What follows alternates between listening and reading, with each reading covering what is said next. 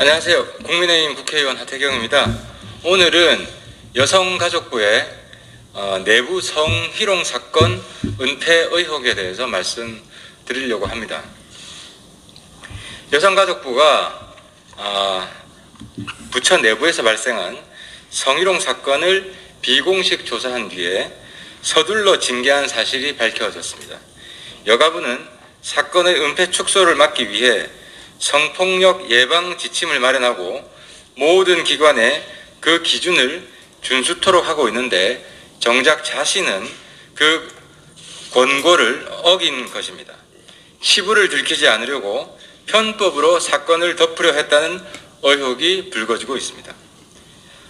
저는 여성가족부로부터 제출받은 자료에 제가 여성가족부로부터 제출받은 자료에 따르면 여가부는 가해자 A씨가 피해자 B씨를 강제로 포옹하고 성적 불쾌감을 주는 성희롱을 했다고 밝혔습니다.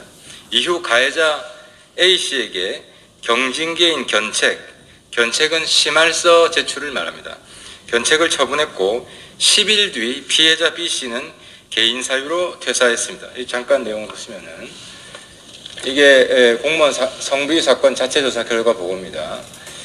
이 언제 발생했는지 제가 좀 가렸는데요. 그 이유는 그 시점을 밝히게 되면 피해자가 누구인지 특정하기가 쉬워져서 일단 가렸고요.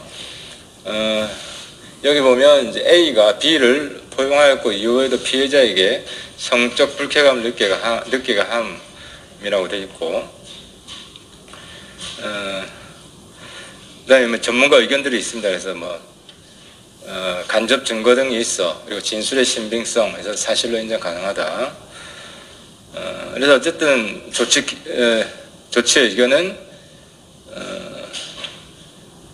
이제 성희롱으로 볼 수 있다. 이런 내용이고요.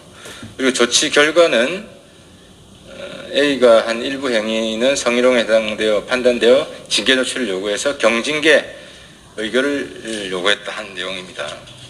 근데 이제 이게 무슨 문제점이 있냐면 이 여가부 자체 조사를 한 겁니다. 근데 자체 조사한 것은 여성가족부 성희롱 성폭력 예방 지침, 여가부가 성희롱 성폭력 사건에 대해서 모든 정부 부처, 다른 부처 그리고 기관들에게 제시하는 지침이 있습니다. 이 지침에 따른 지침을 위반한 겁니다.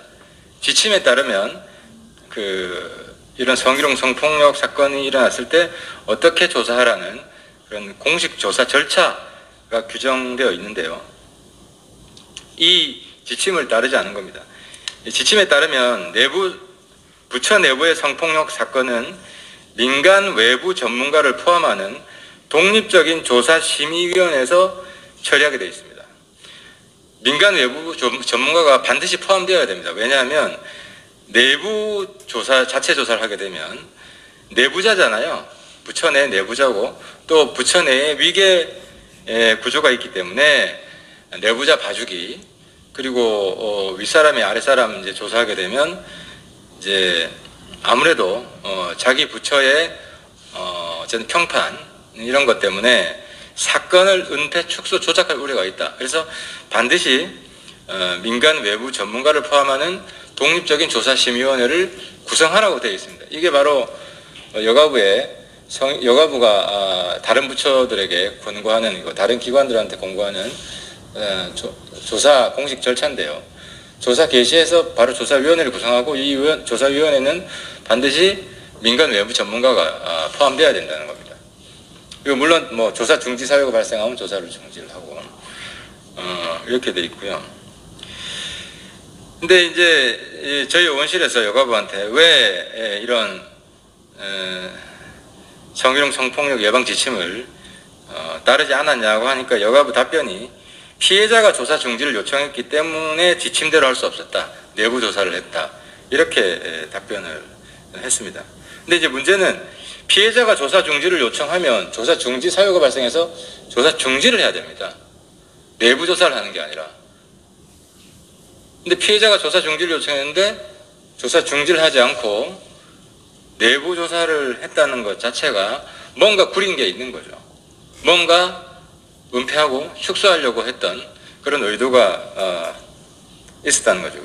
그리고 또 더더욱 중요한 것은 피해자가 조사 중지를 요청했다는 근거 자료를 제시하지 못했습니다. 뭐 문서로 했다든지, 뭐 구두로 했으면 녹음이라든지.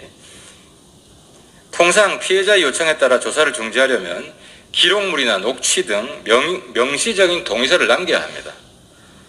그런데 성폭력 예방 전담 중앙부처인 여성가족부가 아무런 기록도 남기지 않은 채 이 공식 절차를 소위 패싱한 것입니다. 또 피해자 요청 때문에 지침 대로 조사하지 못했다는 해명도 앞뒤가 맞지 않습니다. 제가 조금 전에 언급한 것처럼 여가부가 제출한 이 사건 처리 공식 절차는 피해자가 요청하면 조사를 중지해야 합니다. 별도 비공식 조사를 할 근거는 없는 겁니다. 그러니까 내부 비공식 조사를 할 근거는 없는 것입니다. 이것이 바로 사건 은폐를 위해 거짓 해명을 했다고 의심할 수밖에 없는 그런 핵심적인 이유가 됩니다. 은폐 정황은 또 있습니다. 가해자가 견책, 심할서 제출이라는 가벼운 징계를 받고 난 뒤 피해자는 불과 10여일 만에 퇴사를 하게 됩니다. 그 뒤 가해자는 성폭력 방지부서에 배치됩니다.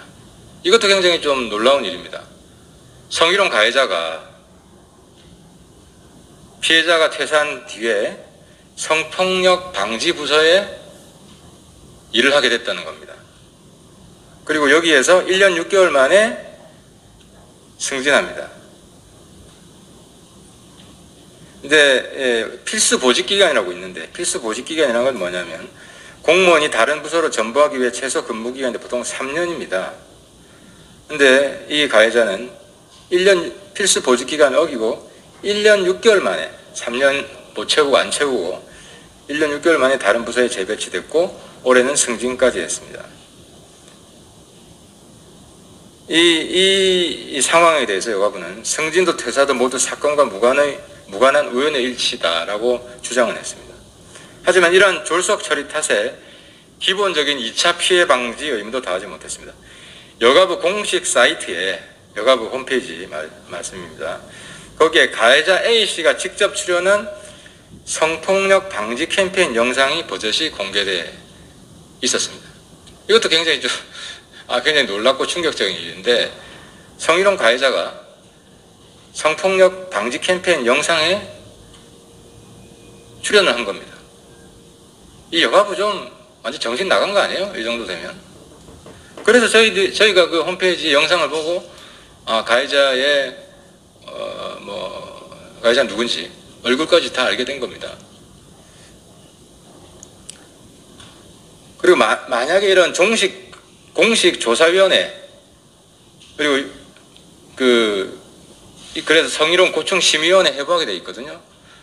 외부 전문가가 참여하는 조사위원회 구성이 되면 결과 보고서를 성희롱 고충 심의위원회에 회부하게 돼 있는데 이런 공식적인 조사 심의위원회가 있었다면 이런 가해자가 성폭력 방지 부서에 배치되고 거기다가 성폭력 방지 캠페인 영상에 출연하는 이런 굉장히 황당한 일은 그리고 피해자의 굉장히 모욕적인 일은 발생하지 않았을 겁니다. 이게 바로 2차 가해, 명백한 2차 가해죠.